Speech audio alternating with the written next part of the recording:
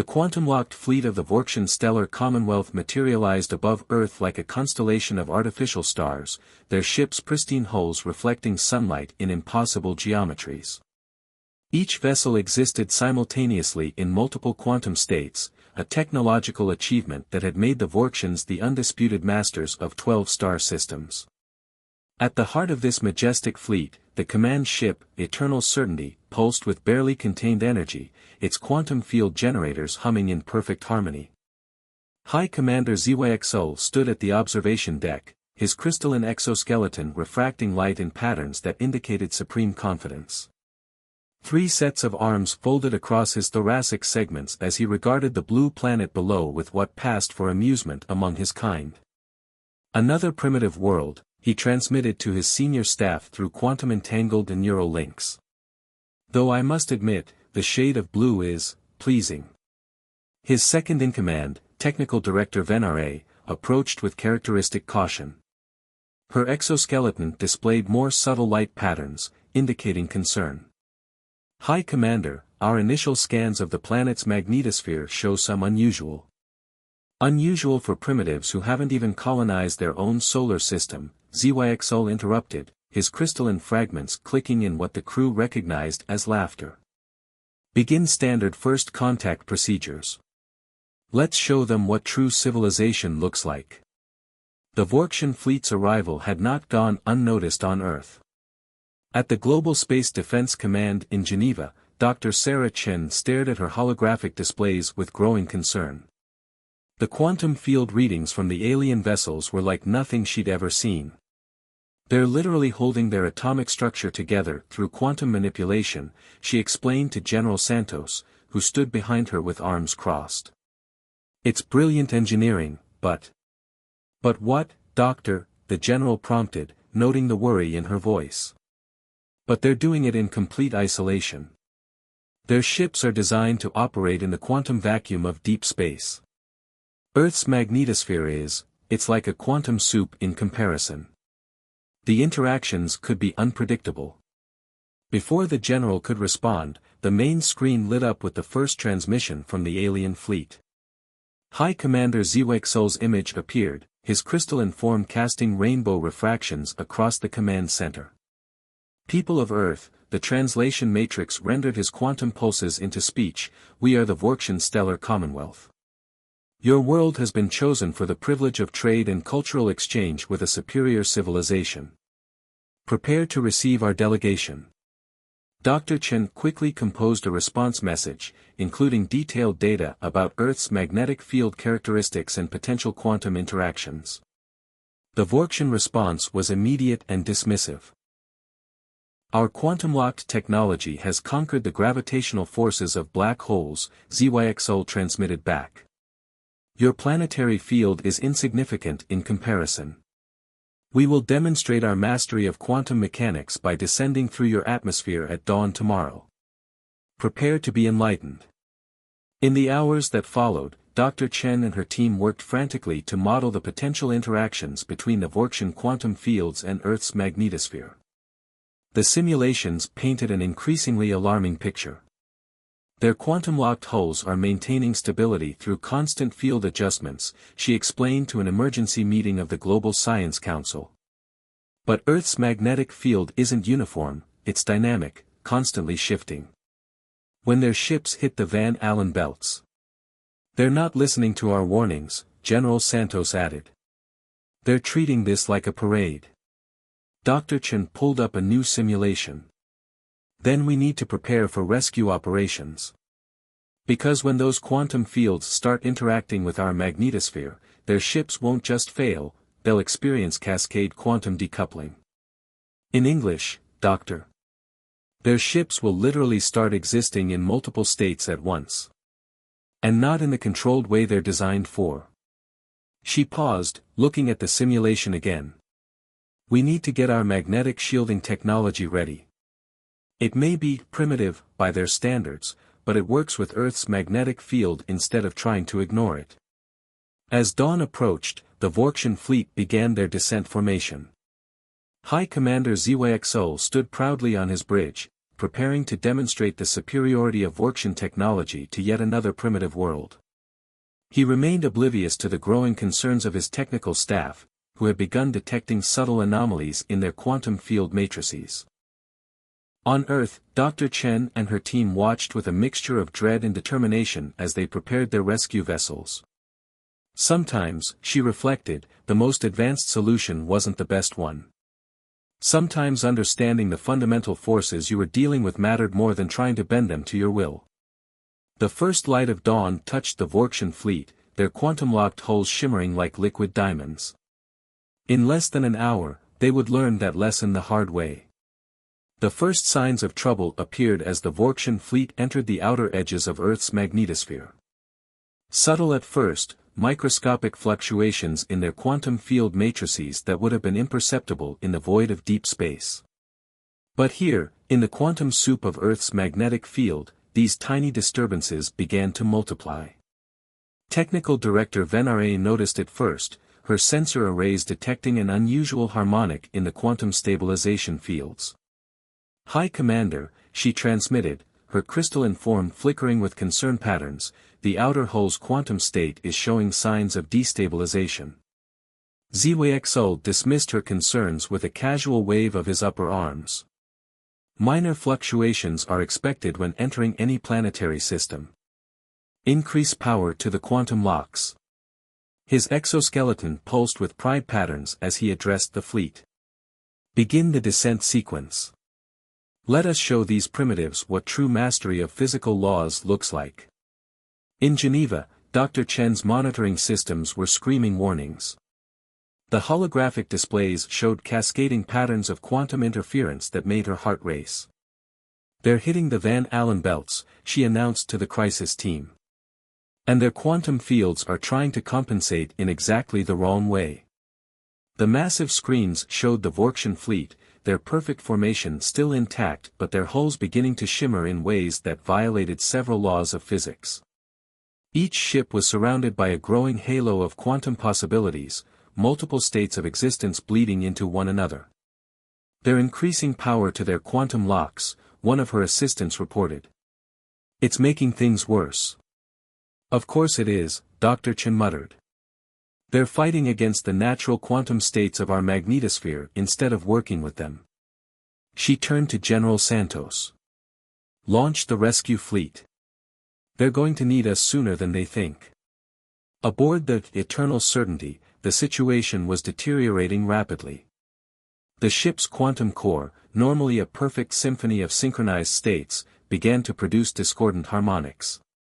Warning signals pulsed through the neural network as sections of the hull started to exist in multiple locations simultaneously. High Commander, Venare's transmission carried unmistakable alarm now, we're experiencing quantum state bleed-through. The hull integrity field is fragmenting. ZYXO finally showed his first signs of concern as he watched a section of his command deck phase in and out of reality. Impossible. Our quantum locks are designed to maintain singular state coherence under any conditions. Increase power to all stabilization fields. The order proved catastrophic. The surge of energy through the quantum matrices interacted with Earth's magnetic field in ways that defied Vorktion understanding. Suddenly, portions of the fleet began to exist in multiple quantum states simultaneously, not in the controlled way their technology was designed for, but in a chaotic cascade of possibilities. Dr. Chen watched the disaster unfold on her screens. They're experiencing quantum superposition on a macroscopic scale, she explained to her team as they scrambled toward their rescue vessels.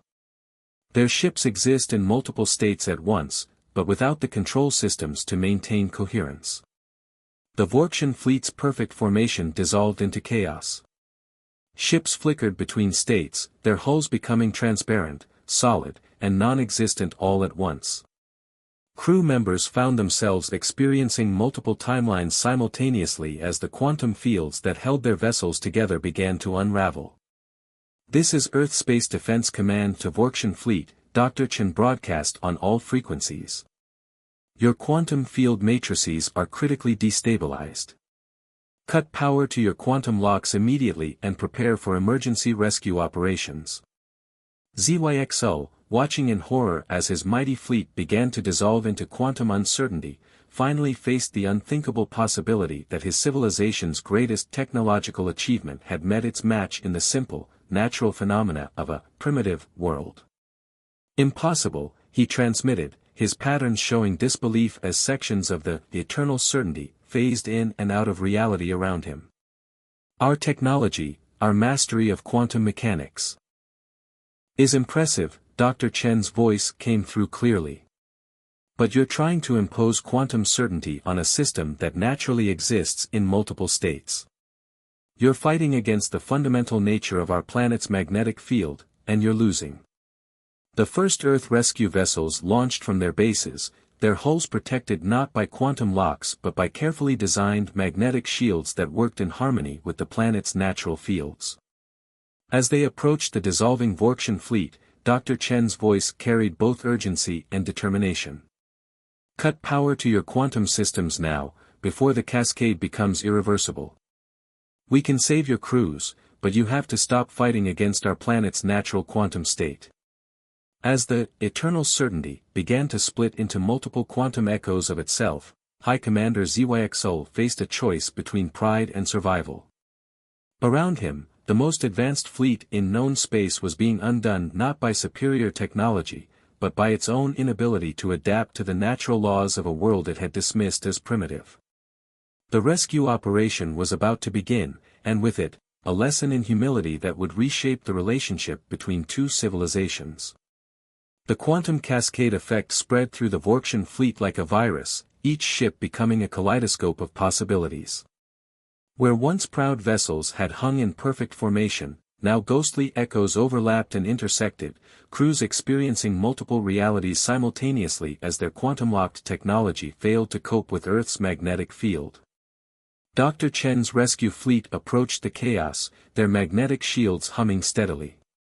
Inside the lead vessel, Terran Shield, she watched the quantum state readings with a mixture of scientific fascination and horror. Each ship is experiencing at least 7 different quantum states simultaneously, she reported to her crew. Their quantum locks are still trying to force everything into a single state, but they're just making the cascade worse. Through the view screens, they could see the Vorktian flagship, Eternal Certainty, splitting into multiple versions of itself, each one slightly out of phase with the others. Crew members could be seen moving through corridors that existed in several places at once, their crystalline forms refracting light across multiple dimensions. This is Dr. Sarah Chen on the Terran Shield to any Vorktian crew who can still maintain coherent communications, she broadcast. We're approaching with rescue vessels. Your quantum field matrices are experiencing uncontrolled superposition. You must power down your quantum locks immediately. On the fragmenting bridge of the Eternal Certainty, High Commander ZYXO watched in disbelief as his own arms existed in multiple positions simultaneously. The ship's neural network was flooding with confused signals as crew members experienced multiple timeline variations at once. Technical Director, he transmitted, his usually confident patterns now showing clear distress, explain this impossibility. Venaray's form flickered between states as she accessed the failing sensor arrays. The humans were right, she admitted, her transmission carrying overtones of bitter realization. Their magnetosphere exists in a natural state of quantum uncertainty. Our attempts to impose quantum certainty are creating a feedback loop. Each time we increase power to the locks, we're forcing the system to spawn more quantum states to compensate. The human rescue fleet had reached the outer edges of the dissolving Vorktian formation.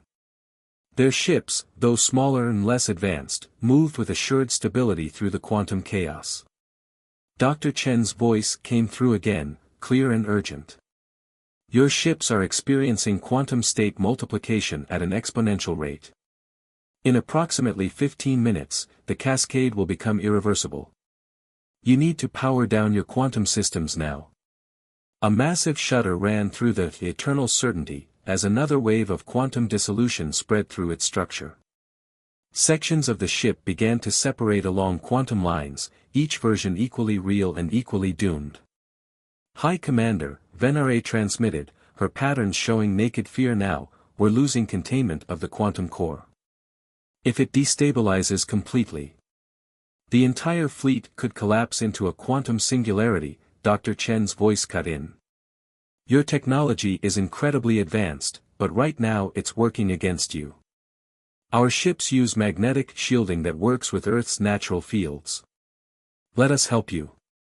ZYXO, watching his mighty fleet dissolve into quantum uncertainty, finally made the hardest decision of his career. All vessels, he transmitted, his patterns showing submission for the first time in his long command, power down quantum lock systems. Accept human assistance. The order was given just in time. As the quantum locks disengaged, the multiple states began to collapse back towards single reality. But the ships, designed to maintain structural integrity through quantum field manipulation, now faced a new crisis. They were losing cohesion entirely. Move in now, Dr. Chen ordered her fleet. Priority 1 is crew evacuation. The Vorkshan ships are going to lose molecular cohesion within minutes without their quantum fields. The rescue operation became a race against time. Human vessels, their magnetic shields creating stable bubbles in the quantum chaos, maneuvered alongside the failing Vorkshan ships. Emergency airlocks extended, creating bridges between fundamentally different technological approaches. Vorkshan crew members, their crystalline forms still flickering with residual quantum effects, were led to safety by human rescue teams in magnetically shielded suits. Each evacuation was a lesson in humility for a species that had prided itself on technological superiority. Fascinating, Venare transmitted as she helped coordinate the evacuation of her ship. Your magnetic shielding technology, it's not fighting against the natural quantum states of your magnetosphere. It's using them, channeling them. Sometimes the simplest solution is the best one, Dr. Chen replied, personally overseeing the rescue operations from the Terran shield. You don't always need to overcome nature. Sometimes you just need to understand it and work with it. As the last of the crew members were evacuated, the Vorkshan fleet began its final dissolution. Ships that had once been the pride of an interstellar civilization broke apart not with violence, but with a silent cascade of quantum possibilities finally resolving into nothingness. High Commander ZYXO, standing on the bridge of the Terran shield, watched his command ship fade from existence. His crystalline form reflected patterns of deep contemplation as he realized that this primitive world had taught him the most profound lesson of his career. True mastery comes not from imposing one's will upon the universe, but from understanding and working within its natural laws. The Global Space Defense Command Center had been transformed into an impromptu alien refugee camp. Vorkshan crew members, their crystalline forms still occasionally flickering with residual quantum effects, clustered in groups throughout the facility. The sight of these advanced beings, now dependent on primitive human hospitality, created an atmosphere thick with unspoken tension. High Commander ZYXO stood before the facility's main viewport, his exoskeleton refracting light in patterns that human xenologists were quickly learning to recognize as deep distress. The last remnants of his mighty fleet had finally dissolved into quantum impossibilities an hour ago, leaving nothing but scattered readings on Earth's monitoring stations. Dar. Chen approached him, carrying a datapad displaying the final analysis of the disaster. Your ship's quantum matrices left quite an impression on our magnetosphere, she said, trying to bridge the uncomfortable silence. We'll be studying the data for years. Studying our failure, you mean, ZYXO responded, his patterns shifting to what humans were beginning to recognize as bitter irony. The mighty Vorkshan Commonwealth, undone by a planetary magnetic field we didn't even consider worthy of serious study. Not a failure, Dr. Chen corrected, setting down her datapad. A learning opportunity. Your quantum lock technology is incredible, it just wasn't designed for Earth's unique conditions. We have a lot to learn from each other. Across the room, Technical Director Venare was engaged in an animated discussion with a group of human physicists. Her crystalline appendages moved in complex patterns as she explained the principles behind Vorktion quantum manipulation technology. The humans, in turn, were showing her their models of Earth's magnetosphere. Remarkable, she transmitted, her patterns showing growing excitement. Your understanding of magnetic field dynamics is far more sophisticated than we assumed. These shield harmonics, they're actually utilizing quantum uncertainty instead of trying to eliminate it. The collaboration was spreading throughout the facility. Vorktion engineers, their initial disdain forgotten, worked alongside human technicians to understand how Earth's primitive magnetic shielding could have succeeded where their advanced quantum locks had failed. Human scientists, in turn, were fascinated by the Vorktion's deep understanding of quantum manipulation. High Commander, Dr. Chen said, turning back to ZYXO, we've prepared a preliminary report on how we might modify your quantum lock technology to work within Earth's magnetosphere. Your technical director's insights have been invaluable. ZYXO's patterns shifted through several emotional states before settling on what appeared to be resignation tinged with curiosity. You understand, he said slowly, this incident will fundamentally change the Vorktion Commonwealth's approach to expansion. We can no longer assume our technology is universally superior. Good, Dr. Chen replied with a slight smile. Because universal superiority is a dangerous myth. Every environment, every system, has its own rules. True advancement comes from understanding those rules, not trying to override them. The conversation was interrupted by an excited commotion from one of the research stations. A joint team of human and Vorktion scientists had just completed a successful test of a hybrid shield system, one that combined Vorktion quantum manipulation with Earth's magnetic field harmonics.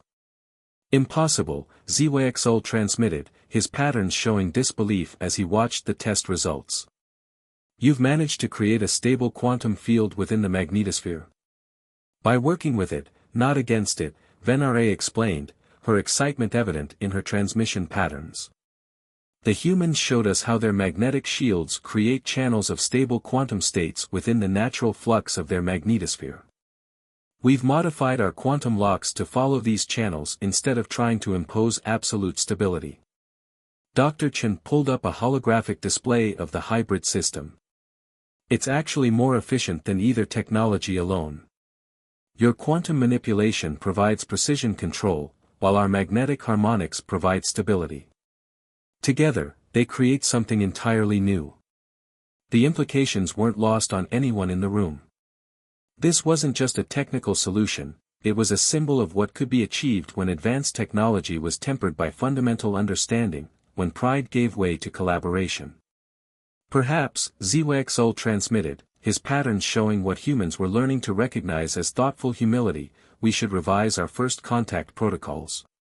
Clearly, our method of evaluating civilizations needs adjustment. Around them, human and Vorktion teams continued their work, the initial barriers of prejudice and pride giving way to genuine collaboration. The disaster that had destroyed the Vorktion fleet was transforming into something unexpected, a bridge between civilizations. You know, Dr. Chen said, watching a human technician carefully adjust a crystalline component under Venare's guidance, there's an old Earth saying, pride goes before a fall.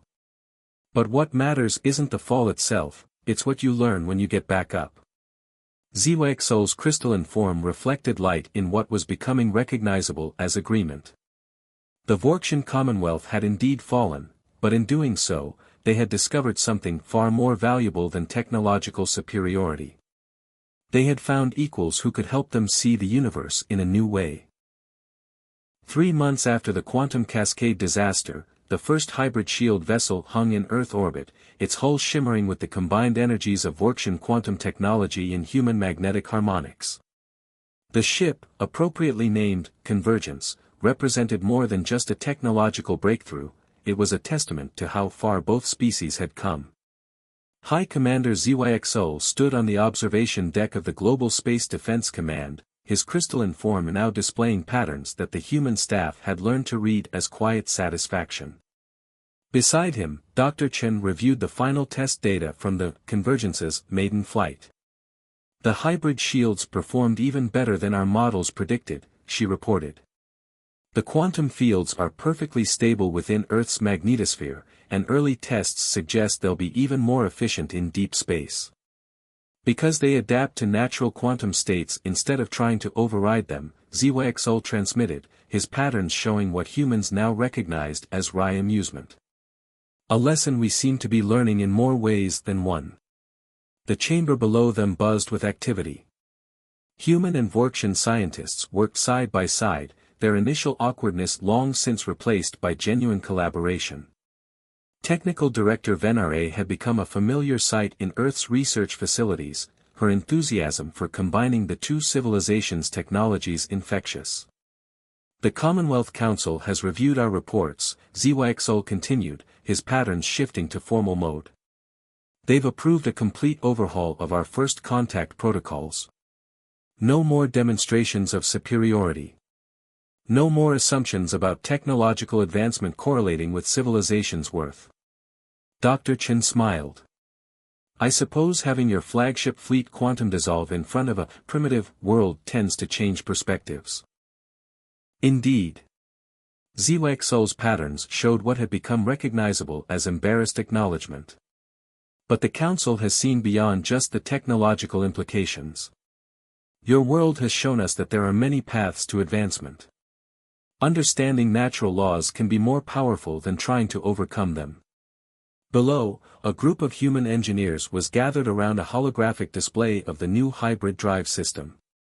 Venare was explaining how Vorktian quantum manipulation could be used to enhance Earth's existing magnetic propulsion technology, creating something more efficient than either civilization had achieved alone. We've received the first responses from other Commonwealth worlds, ZYXL transmitted, his patterns showing excitement. Many are eager to establish similar joint research programs with Earth. Your approach to working with natural phenomena rather than against them, it's challenging centuries of Vorktian technological philosophy. Change isn't always comfortable, Dr. Chen observed, but it's how we grow. Both as individuals and as civilizations. The observation deck screens displayed live feeds from various collaboration projects around the globe. In Geneva, human and Vorktian scientists were developing new medical applications for quantum field manipulation. In Osaka, a joint team had made breakthroughs in sustainable energy production by applying Vorktian quantum principles to Earth's geomagnetic field. The Commonwealth has always prided itself on being advanced, ZYXL transmitted, his patterns thoughtful. But we had become advanced in only one direction, pushing against the universe's limits instead of understanding them. Your world has shown us there are other paths to progress. A sudden burst of cheering drew their attention back to the chamber below. The team had just successfully tested a miniaturized version of the hybrid shield, opening up possibilities for personal protection equipment that could work in any planetary environment. You know what the most remarkable thing is? Dr. Chen said, watching the celebration. None of this would have happened if your fleet hadn't failed so spectacularly. A humbling thought, ZYXL agreed, his patterns showing what had become genuine warmth. Perhaps true advancement lies not in proving our superiority, but in recognizing when we need to learn from others. The convergence caught the sun's light as it orbited overhead, its hybrid shields creating a subtle aurora effect in the upper atmosphere. It was beautiful, but more importantly, it was stable, a perfect balance between two different approaches to understanding the universe. The Council has approved Earth's petition for Commonwealth membership, ZYXL transmitted suddenly. Not as a junior partner, as would have been our previous approach, but as a full equal. Your world has much to teach us. Dr. Chen turned to look at him, surprised. Even though we're still confined to our solar system. Even though we don't have quantum lock technology of our own. Especially because of that, ZYXL's patterns showed emphasis.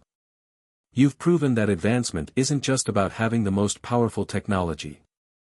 It's about understanding the fundamental nature of things and working in harmony with them rather than against them. As they watched the hybrid ship trace its perfect orbit around Earth, both human and Vorktian reflected on how far they had come. What had begun as a potential disaster had transformed into something neither civilization could have achieved alone, a true convergence of different ways of thinking, different approaches to understanding the universe. To the future, Dr. Chen said, raising a cup of coffee in an earth gesture she knew ZYXO had come to understand. To understanding, ZYXO responded, his crystalline form refracting light in patterns of hope and possibility, in all its forms. Above them, the convergence continued its orbit, a shining symbol of what could be achieved when pride gave way to curiosity, when the drive to dominate was replaced by the desire to understand. It was just the beginning of a partnership that would reshape both civilizations' understanding of what it truly meant to be advanced.